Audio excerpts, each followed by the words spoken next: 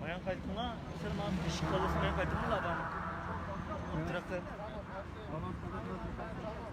Kalırsa mayan kayıtına mı? Mayan kayıtı koydun mu? Yediz abi 23. Söz. Dedim bak arabalar. Söz. Evet. Söz. Tamam abi. Söz. Söz. Söz.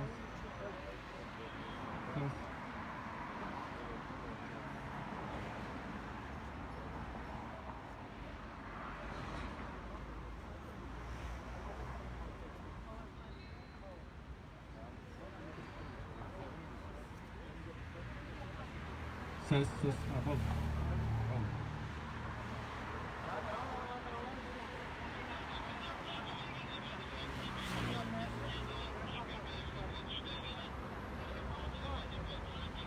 Başım bakalım sen. Değerli basın mensupları, sivil toplum kuruluşlarının kıymetli temsilcileri, sevgili hemşehrilerim ve bizim güvenliğimizi sağlamakta olan sevgili emniyet mensupları, hepinizi saygıyla selamlıyorum. Bugün burada bulunma amacımız, bugün Çin, Doğu Türkistan'da soykırım yapıyor. İnsanlığa karşı suç işliyor. Buradaki Türk halkını asimile etmek, asimile edemiyorsa öldürerek yok etmek istiyor. Biz Doğu Türkistanlılar olarak Türk iş dünyasını ve Avrupa'daki iş alemini Doğu Türkistan'la, Çin'le iş yaparken buradaki köle işçilik, soykırım ve insanlığa karşı suç mekanizmasına ortak olmamasını talep ederek burada bulunmaktayız. Özellikle 2013 yılında Volkswagen Doğu Türkistan'ın başkenti Urumçi'de bir fabrika kurmuştur. Bu fabrikada köle işçi olarak oradaki Türkleri çalıştırmakta olduğu büyük şüphe uyandırmaktadır. Biz bunun araştırılmasını talep ediyoruz. Doğuş grubu bünyasında olunan Volkswagen Oto'dan genel merkezine bununla ilgili taleplerimizi iletmesini rica ediyoruz. Bugün Doğu Türkistan'da insanlarımız öldürülüyor. Soykırım, kürtaj, kısırlaştırma ve birçok insanlığa karşı suç işleniyor. Amerika Birleşik Devletleri, Kanada parlamentosu, İngiltere parlamentosu, Hollanda parlamentosu, Belçika parlamentosu, Litvanya parlamentosu Çin'in Doğu Türkistan'daki eylemlerini soykırım olarak tanımıştır.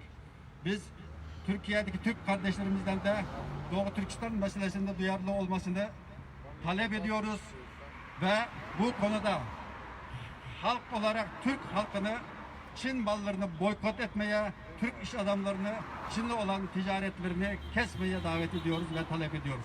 Teşekkürler. Şimdi Yeni Nesil Hareketi Derneği Başkanı Sayın Abdüsselam kardeşimiz basın açıklamasını yapacaktır. Hepinizi saygıyla selamlıyorum. Çok saygıdeğer basın mensupları, sevgili kardeşlerim, Abdurreşit abimizin de ifade etmiş olduğu gibi Doğu Türkistan'da yaşanan insan hakları ihlalleri ve insan hakları ihlalleri boyutunu da aşarak şu günlerde soykırım boyutuna geçmiş olan Doğu Türkistan'daki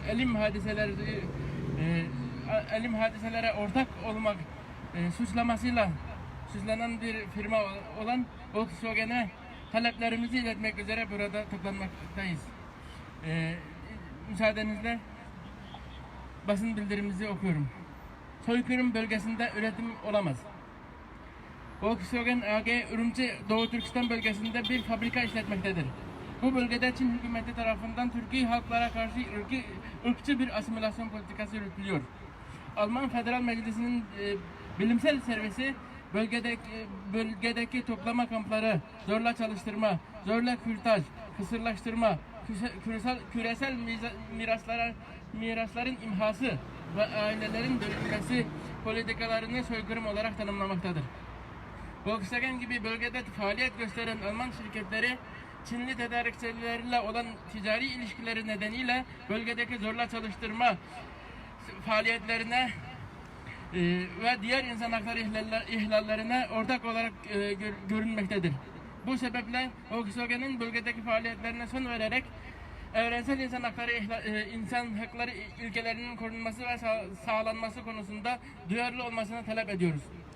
Bu münasebetteki Türkiye'de ve diğer ülkelerde ikamet eden Doğu Türkistanlıları temsilen Birleşmiş Milletler İnsan Hakları Sözleşmesi ve Türkiye Devleti'nin özgür ve insancıl anlayışı, Türk milleti ile Doğu Türkistan'daki Türkiye halkların arasındaki tarihi, kültürel ve inanç bağı referans alarak Volkswagen AG firmasının Türkiye'deki ortağı olan Doğuş Otomotiv yetkililerinden Doğu Türkistan'da devam eden soykırımı durdurma konusunda hassasiyet göstermesini, iş ortağı söz konusu firmanın bölgedeki üretim fabrikalarında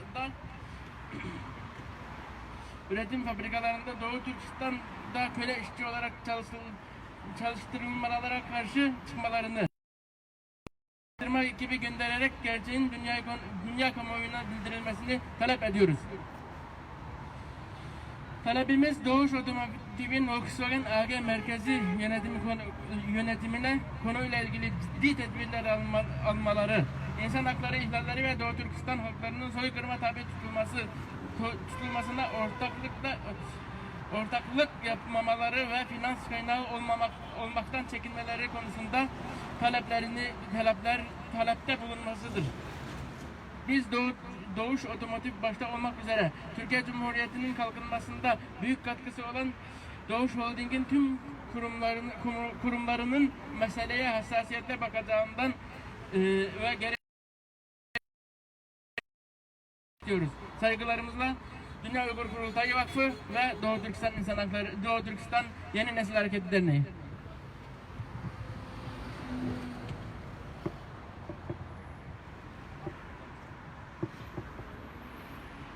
Başka sormak isteyen arkadaşlarımız varsa, evet, hepinize çok teşekkür ediyoruz.